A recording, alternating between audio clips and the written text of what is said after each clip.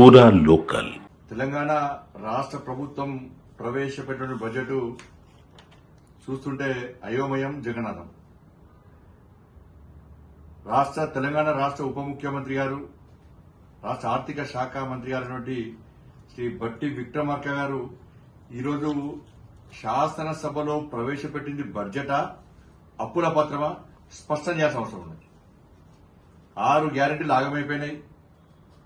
చేతల ప్రభుత్వం అని చెప్పిన కాంగ్రెస్ ప్రభుత్వం చేతెత్తేసింది.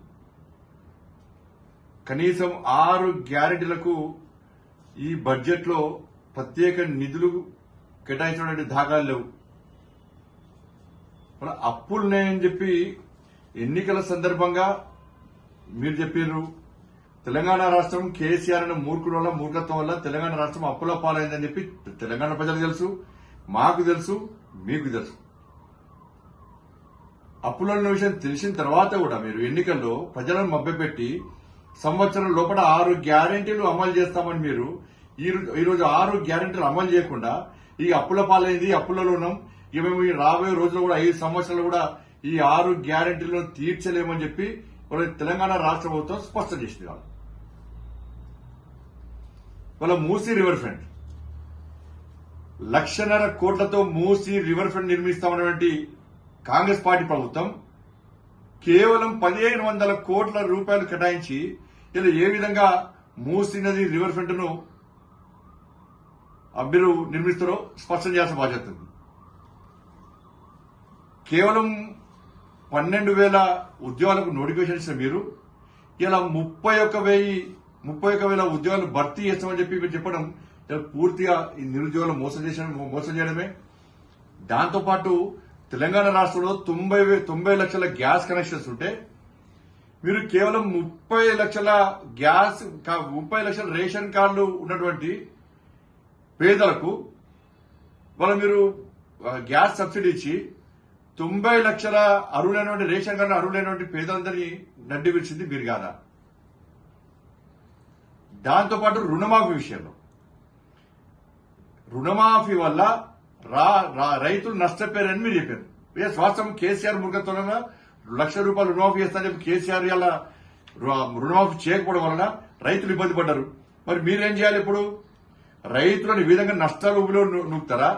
మరి డిఫాల్టర్ లిస్ట్ రైతులను డిఫాల్టర్ లిస్ట్ నుంచి వాళ్ళ పేర్లు తొలగించి క్లియరెన్స్ సర్టిఫికేట్ మీరు ఇప్పిస్తే వాళ్ళు తిరిగి రుణాలు తీసుకునే అవకాశం ఉంటుంది, అన్ని విధాలా ఆదుకునే ఉంటుంది.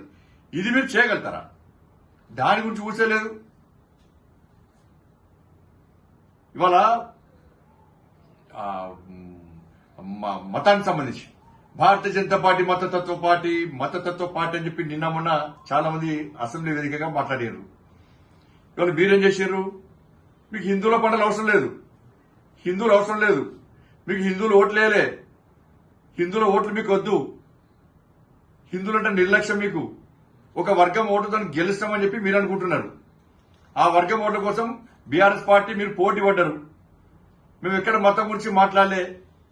ఇవాళ 33 కోట్ల రూపాయలు రంజాన్ కేటాయించిన మీరు ఇవాళ తెలంగాణ రాష్ట్రంలో ఇవాళ హిందువుల పండుగలకు ప్రత్యేక నిధులు కేటాయించుకోవడానికి మరి మీరు మతతత్వవాదులా, మేము మతతత్వవాదులమా? అంటే మీరు ఒక మతానికి కొమ్ము కాస్తే మీరు సెక్యులర్ వాదులు, మేము అన్ని మతాలను సమానంగా బట్టే మమ్మల్ని మతతత్వవాదులుగా చిత్రించారు. మీరు దీనికి సమాధానం చెప్పాల్సిన అవసరం. వాళ్ళు ఏమన్నారు? ఒక ప్లాన్ ప్రకారం ఇది ప్లాన్ ప్రకారం ఈ రోజు రాష్ట్ర ప్రభుత్వం బడ్జెట్ ప్రవేశపెడుతుంది. దాని విషయంలో ప్రజల్లో వ్యతిరేకత వస్తుంది. కాబట్టి ఏం చేయాలి? ముందే కేంద్రాన్ని బదనాం చేయాలని చెప్పి అసెంబ్లీలో ప్రత్యేక చర్చ పెట్టి రాష్ట్ర ప్రజల కూడా అయోమయం సృష్టించిన మీరు ఈరోజు చెప్పండి, మరి మీ బడ్జెట్ లోపల జిల్లాల పేర్ల ప్రస్తావన లేదు, 119 నియోజకవర్గాల ప్రస్తావన లేదు. మరి అవన్నీ ఏంటి? వాటి గాడిద గుడ్డ. చెప్పండి, ఆ రాష్ట్రం ఇవాళ చెప్పండి, దానికి సమాధానం చెప్పాల్సిన అవసరం ఉంది. వాళ్ళ పూర్తిగా ఈ బడ్జెట్ 64+8 గాడిద గుడ్డ, ఇంకొక గుడ్డో మీరు చెప్పాలి.